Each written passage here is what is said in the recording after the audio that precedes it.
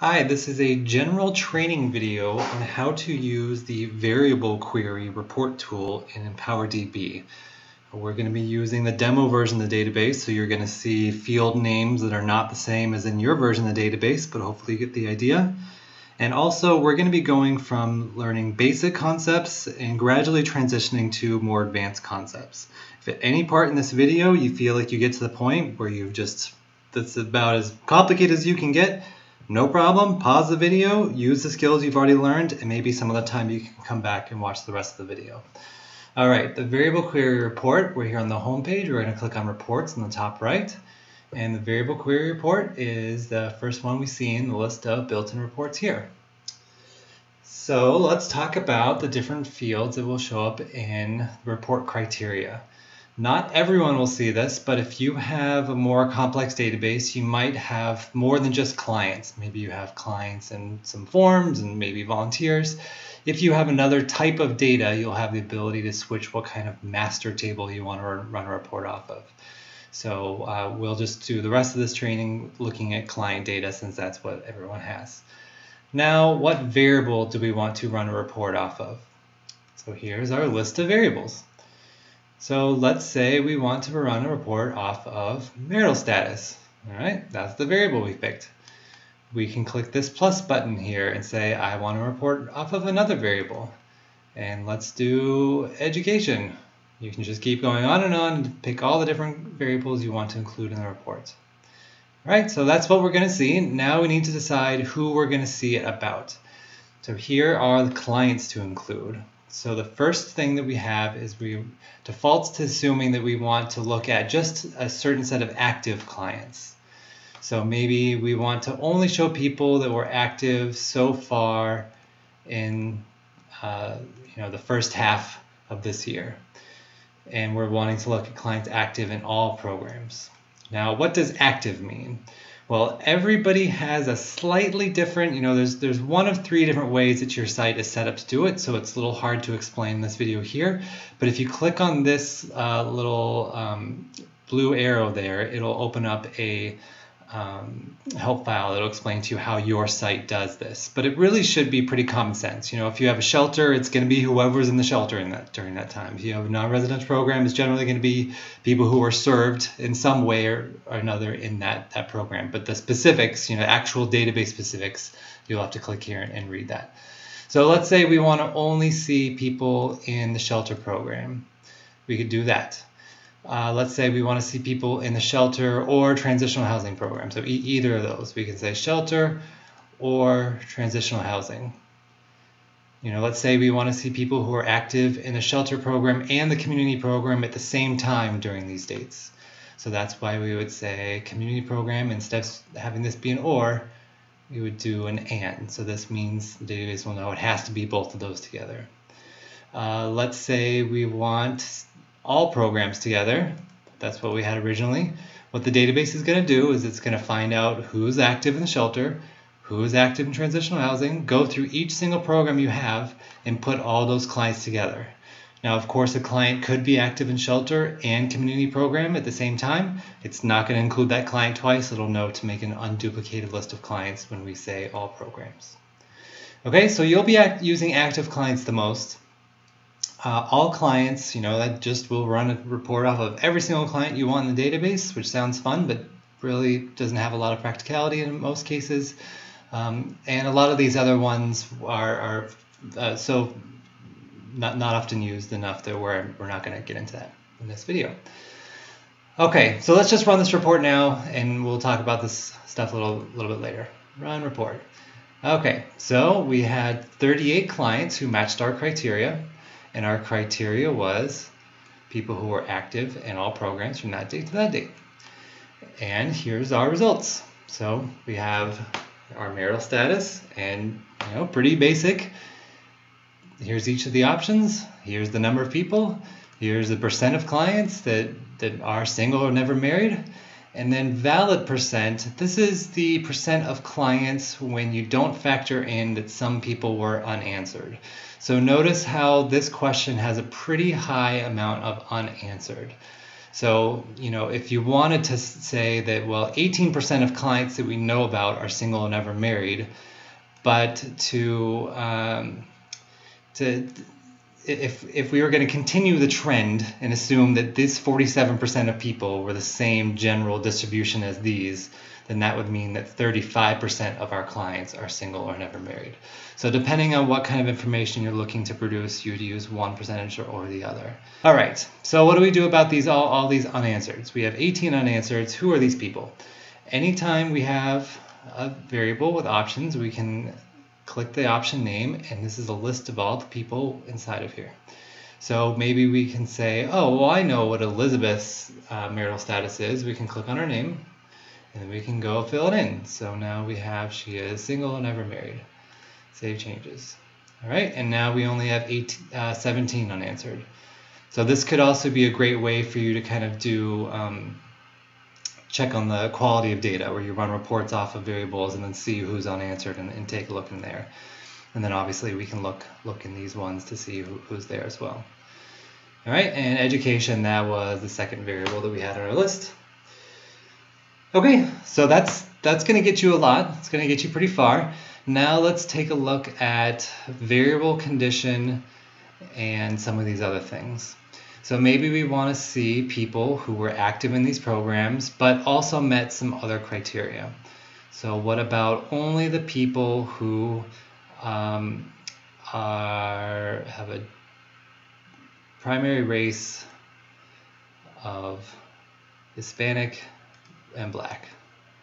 Okay, run report. So last time we had 30-something clients, and now we've narrowed it down, and now we only have 15. All right, so this lets you get even more specific with who you're pulling out. Let's do some people who are primary race and a certain age. All right, so we can press this plus button, and now it says primary race is this and this, and where birthday age is between, let's do 18 and 25. Okay, run report, and now we only have 3 people that match that. Okay, so you can get pretty complicated here with the variable conditions and who you're pulling out. Notice we have, it's assuming you mean and, but we can also say or.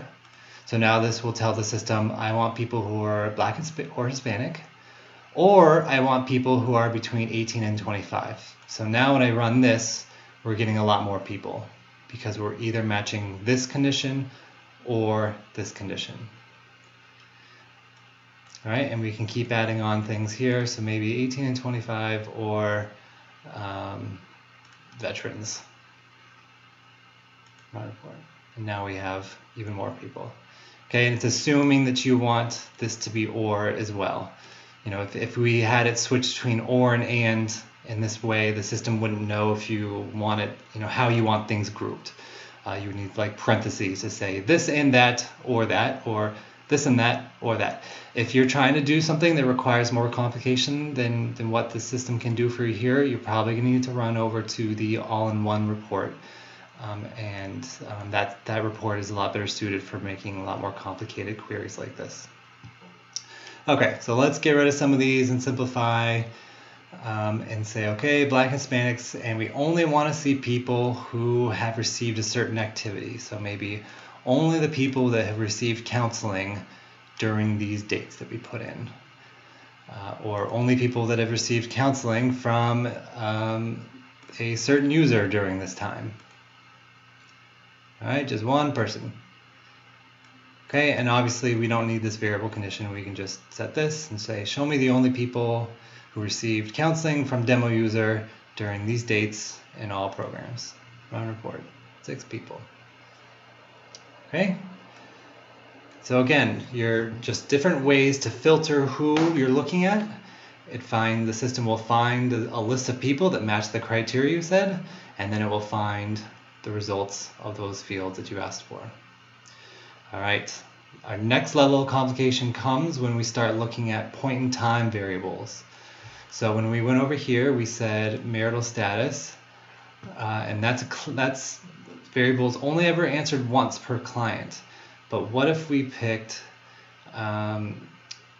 primary abuse experienced? right? That's in the incident offenders point in time. And anytime we're running a query off of a variable that's in a point in time, the system needs to know, okay, wait, there could be more than one entry for one client. What do we want to look at here? Do we want to only show their latest entry? So maybe if somebody has 4 different types of abuse entered in the system, you only really care about just their latest one. Maybe you only want to show their very first one. So you would pick that. Maybe you want to have it, so let's say somebody has 2 cases of domestic violence entered, 1 case of sexual assault and another of stalking. Do you want domestic violence to show up twice for that person, or do you only want it to show up once for that person? The distinction would be, if you wanted to show up once, that would be if you were saying, how many clients have we worked with that have experienced domestic violence? We don't want, in that case, we don't want that client to show up twice because they're not 2 people, they are 1 person that has experienced domestic violence. If we say each entry, then that means their 2 cases of domestic violence will show up twice. So that's maybe if we would say how many instances of domestic violence are recorded into the database. At this point, we're not counting people, we're counting up the instances that happen, so we would want that to show up twice. All right, so that's the first thing that we have to do. And again, anytime there's a really complicated setting like this, there's always going to be these blue help icons there that'll open up a help file that'll explain more what these things are. The next thing is dates to use. So these point in time entries could have been entered in during the dates that we put in here, or they could have been entered in at any time. So do we only want to look at ones that have entered in between these dates, or do we want to look at all entries that have been entered in forever? And in this case, we probably want to look at all entries. We don't care about when their primary abuse is experienced. We just want to know that somebody that matches this criteria has a certain number of entries that are in the system, and we want to see what those entries are. A case where we would want to say only entries from specified activity dates is maybe we're looking at a hotline calls point in time or a restraining orders point in time. In this case, we might really only care about the entries that are being entered in within a certain time frame, and we would use this setting to say use this time frame right here. This setting here is probably 90% of the how come these results are not what I expect them to be emails that we get. So really try to pay attention to the difference here and see if, feel free to experiment. What happens when you change one to the other, and see if that gives you what you're looking for. Okay, run report. All right, and now we see that we had 7 people have experienced domestic violence, and maybe if we open this up here, we can see duplicates. No, well, wishful thinking. So if somebody had, if Amanda had 2 cases of domestic violence, her name would show up twice because we have each entry selected. So we have a total number of entries is 10, but our total number of clients is 6. So somebody in here, Nora Thomas, she's in here twice. Jennifer is in here twice. So because we're looking at each entry, one client could have multiple entries, so it's telling us there's been total 10 entries. And now this is telling us that one person, Jane Doe, she matched our criteria, but she doesn't have any point in time entry whatsoever. If somebody would have been an unanswered, that would mean that they do have a point in time entry, of incident abuser point in time entry, but then this specific question is unanswered. But down here means Jane Doe, if we go and look at her record, incident abuser, absolutely nothing. No point in time entry at all. Let me change this date field so I can show you for sure what this difference here. Are you serious? Let's change this to this. Okay, now we got some unanswered people. Okay, so these people, Geneva Wilson, she does have incident abuser entries, but in at least one of them, she has a primary abuse experience is unanswered. See? Okay, so that's why the distinction between unanswered and no point in time entry. Kind of a fine line, but can be important depending on what you're doing. All right, next thing we have to do is we have to say, well, that's well and good if we're looking at a point in time variable. But let's say we have a point in time variable in our variable condition. So maybe we only want to show people who have a current location of Boston. Okay, so we're saying, okay, we want only people. Okay, and then we get some very similar options that we had before. We have latest entry only, first entry only, and any entry. So let's say a client first came to us, they lived in Boston, and now they live in Cambridge.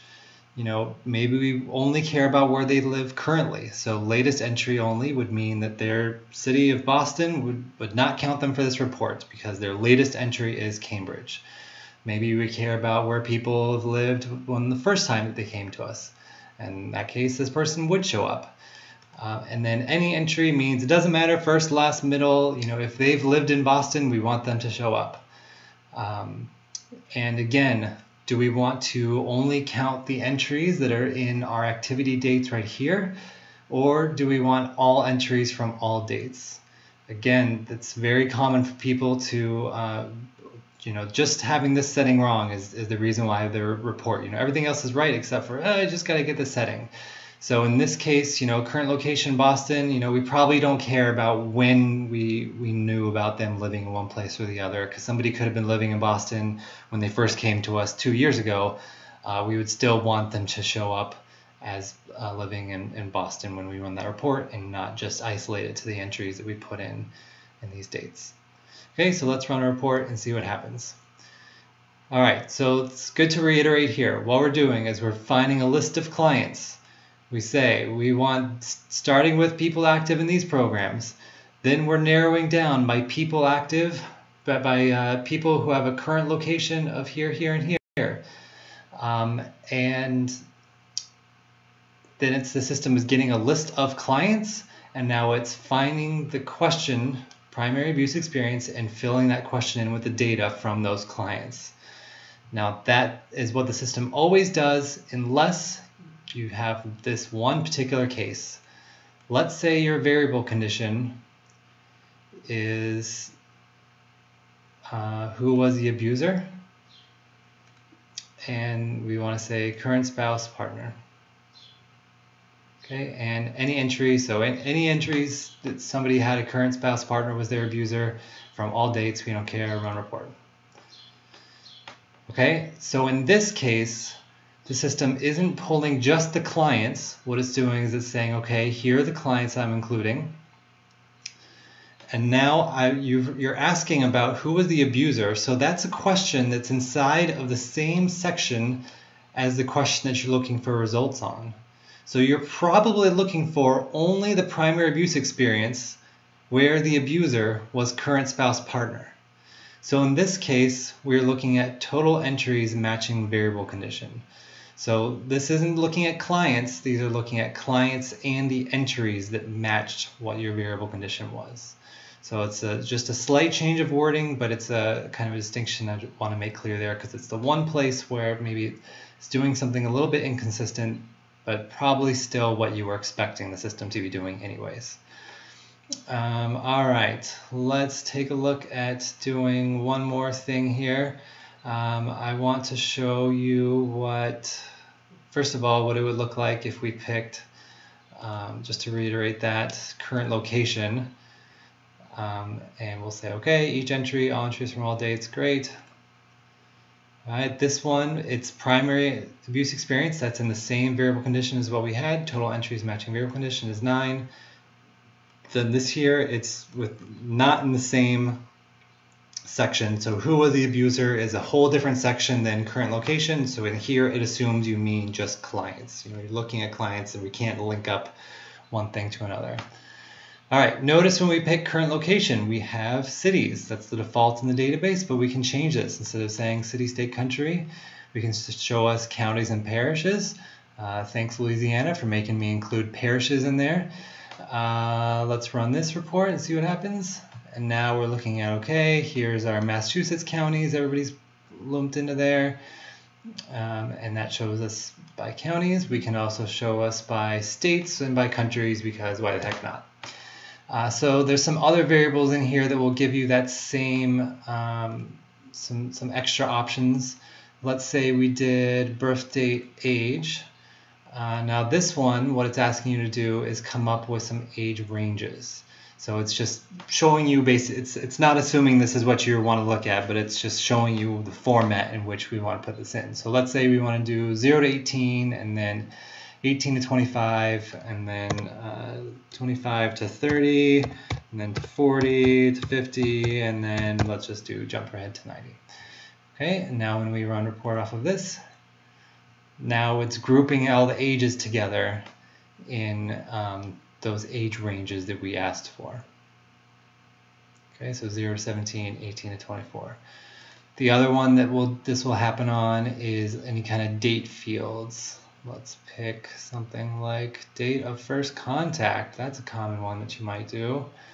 So it's just kind of showing you again what the format is. It's not assuming that you're going to do like this. So maybe you want to do show me the people that came in from 1/1/2017 to 2/1/2017, and let's just do one more, but you could do a few more of these. Report. Okay, it looks like nobody came in from the ones that we just put in, but a bunch of people came in before and a bunch of people came in after. All right, so that's how to put in your ranges for dates. And now let's talk about, there's a couple special variables that you can pick from in here. If you have a residential program, you'll see total duration days. And this one, it will automatically add up all the number of days that they were in the system. Here it is telling you ranges. We definitely don't want to do that. So let's do 0 to 1, and then 10, and then 20, and then 60. Okay, run report. And now it knows, okay, you had one person living in the shelter between 20 and 59 days, and everybody else 60 plus days. And then these two people have no closing date entered at all, so we can't run that report. And let's take a look at total monthly income. This is, again, it's going to be really similar. I won't show it. It's going to add up all of your different income categories, and it'll aggregate those together into a bunch of ranges that you specify. Children will do something a little bit different. So we'll say, show me, run a query on the number of children from people who, let's get rid of this variable condition that's been in our way this whole time. Just active in these programs from that time to that time. Okay, 54 clients match that criteria. 12 of them have no children, 16 have one child. And now, because it doesn't want you to get confused between the total number of clients, so we have 54 clients, but if we add up all the children that those clients have, we get 64 children. Okay, so that's going to be a little unique thing there. And all I can think of is just a couple of little extra handy features. At every reporting page that we have, export to spreadsheet can be clicked, and this will open this into Excel, and you can make pie charts galore and do whatever you need to do with that information. And last, let's say you get this report and you really like it and you want to save it, and you can click mouse over this little link icon up here and say pin this link. And now we can call this report I love. And the system has noticed that we have some dates in here, and we can, instead of saying, okay, always use this date and that date whenever I open up the report, use the first date of the previous calendar year. Let's do current calendar year to the current date. Okay, so every time I open up this report, say pin, maybe I'm here back on the main reporting page. I click on report I love, and it's already filled in with the dates that I asked for. And the other thing you can do is, let's say you really love this report and you want to send this to somebody else. You can always copy this link and share this link to somebody else. These shareable links do expire after a couple of years if nobody looks at them. So if you're concerned about that, you can copy the link from over here. So this is the URL, and this will do the exact same thing. Copy this and paste it and send it to somebody else. Or we can click this email icon and we can send it to some other staff person that we want to have them see this. And again, they'll only see the report link. Just because they've looked at the report link doesn't mean that, just because they have the report link doesn't mean that they can view all the contents of all this information. One more thing I forgot to mention. If you have a user that has a reporting only permission, they will see this report. They'll see that 6 clients have 3 children, but they won't see this plus button, and they won't be able to open up and see who all these 6 people are. All right, that's the end of this reporting training. I hope this was helpful to you. But just get in there and start practicing. And if you ever have any questions, you need some help, send us a link to the reporting page that you are trying to do. Give us a little bit of an example of what you were looking at, and then maybe tell us, why is Amanda Sanchez showing up as 3 children? Shouldn't she be showing up as no children? Give us some explanation about why, where you're going, what you think should be different than what you're looking at, and we'll be very happy to help. Of course, you would never use the name Amanda Sanchez in your support message, because you know not to use client names, but you instead use client numbers.